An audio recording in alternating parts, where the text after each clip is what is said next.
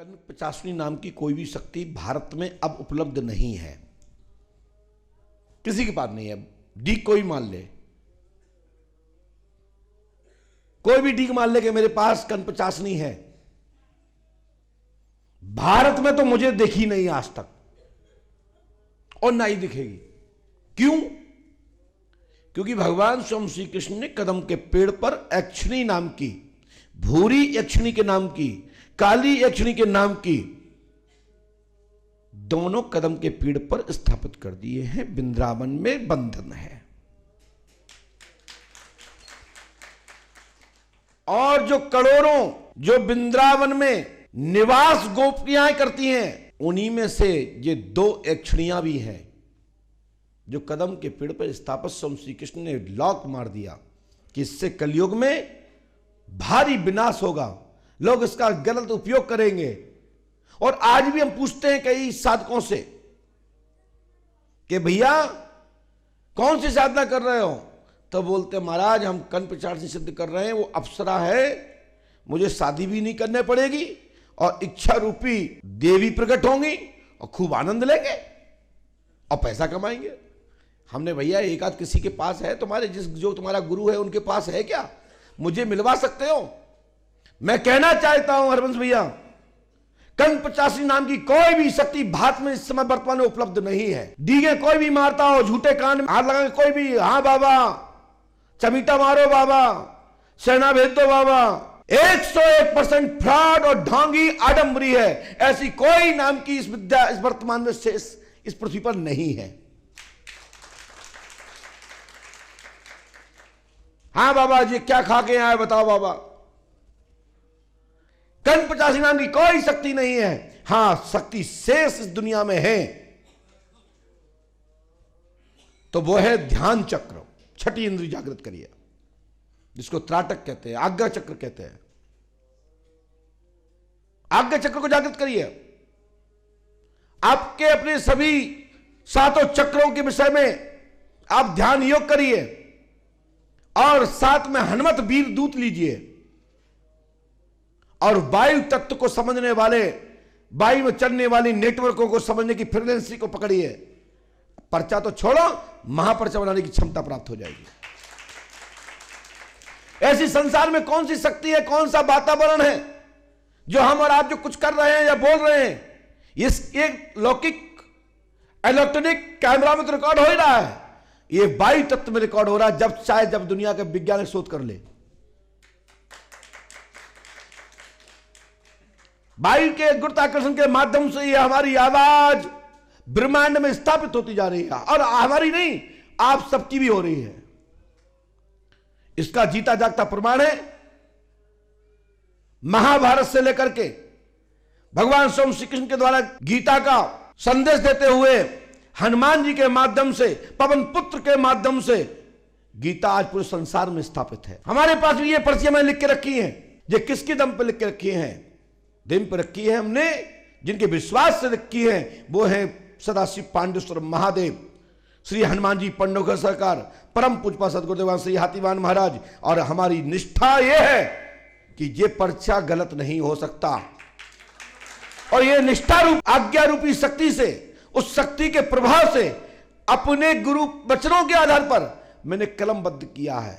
जो पर्चे में लिखा है और बिफोर लिख के तैयार किया है। आप दरबार में सुनते होंगे मैं जयकारा कहां से प्रारंभ करता हूं? सूर्य भगवान से जयकारा प्रारंभ करता हूं, यज्ञ भगवान से, और जयकारा घोषणा करता हूं अपने लौकिक आज के प्रवेश से कि सनातन धर्म की जय हो। इसके लिए निरंतर श्री पंडोकर सरकार त्रिकालदर्शी दरबार यहां काम करता है। मंत्रों को, चाहे वो वेद मंत्र हो, चाहे वो बीज मंत्र हो, चाहे कटाक्षी मंत्र हो, चाहे सावर मंत्र हो, चाहे लौकिक मंत्र हो। लौकिक मंत्र का मतलब जानते हो? शब्द कोश में निर्मित मंत्र हमारे आचार्य लोग बनाते हैं, शब्द बांधनी बोलते हैं कि फलाने की सेज पे फलाने पग पर रखे तो माता का दूध हराम कहा है। आपने कई इंद्रजाल की किताबें पढ़ी होंगी, देखी होंगी। पिंड कांचा, शब्द सांचा, ईश्वरी वाचा, ये शब्द हैं। शब्द में देवता बंधन में है, शब्द में शक्तियां काम करती हैं। शब्द बांधने की कला जिसमें आ गई, वो लाखों लाखों मंत्र निर्मित कर सकता है। लेकिन जो पुराणिक वेदुक्त जो मंत्र हैं, उनमें से ना एक शब्द हटाया जा सकता, ना जोड़ा जा सकता है। उन मंत्रों को तो छेड़ने की क्षमता किसी में है ही नहीं। लेकिन सावर मंत्रों को बनाया जा सकता है, क्योंकि भगवान शंकर ने माता भगवती पार्वती जी को सावर मंत्रों के विषय पर बहुत गहरा चर्चा की, मंत्रों के विषय में चर्चा की। और उस मंत्र ऐसे होते हैं, सावर मंत्र, जिनके मंत्रकों का कोई अर्थ नहीं होता, सब अटपटे होते हैं। जैसे हमने कहा ओम ह्राम ह्रीम ह्रूम होम होम फट फट कुरु कुरु, क्या है? करो अर्थ। मंत्र पूरा नहीं बोल सकते, इसलिए मैंने आधा बोल के छोड़ दिया। ये मंत्र का अर्थ समझ में नहीं आएगा। ओम ठम ठम डम डम यम यम यम हुम हुम फट, क्या है? इस पे तो अच्छे अच्छे वैज्ञानिक मूड पकड़ के बैठ जाएंगे, कई वर्ष लग जाएंगे, तब एक मंत्र की शक्ति के विषय में कुछ समझ पाएंगे।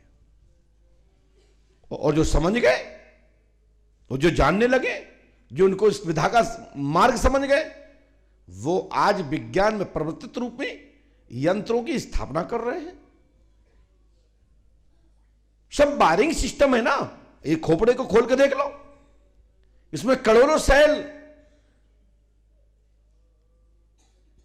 10 सेल तो है ही, लेकिन करोड़ों सेल हैं और हैं जो पूरे शरीर को चलाते हैं, एक एक नर्वस सिस्टम को चलाते हैं।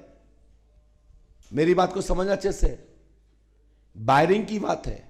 एक वायरिंग इस कैमरे के अंदर है जिससे अक्स जा रहा है, एक वायरिंग उसके अंदर है कि यहां से डोरी के माध्यम से फिल्म वहां पहुंच रही है, वो भी एक सिस्टम है। और ये आंखें बंद कर लिए जाए तो ये कुछ रिकॉर्ड नहीं कर पाएगा, इसका भी एक सिस्टम, ये भी एक कैमरा है। इसके अंदर भी इतने सेल्स हैं कि दुनिया के किसी भी कोने के बारे में पलक झपकते जाना जा सकता है। बस उसका विधान आता हो, उसका सद्गुरु मिल जाए, तो हर प्रकार की विधा को पूर्व ज्ञान की पराशक्ति की जो ऋषि संतों और ऋषि महर्षियों के पास थी, वो आज भी जाना जा सकता है और आज भी है। भारत भूमि में खोदने पर मिल जाएगी। संसार में महाराज जी कोई भी चीज लुप्त नहीं है, सुरक्षित है। जलाजल पृथ्वी पर हो जाने के पश्चात भी, महाप्रलय हो जाने के पश्चात भी, बीज कभी नष्ट नहीं होता है।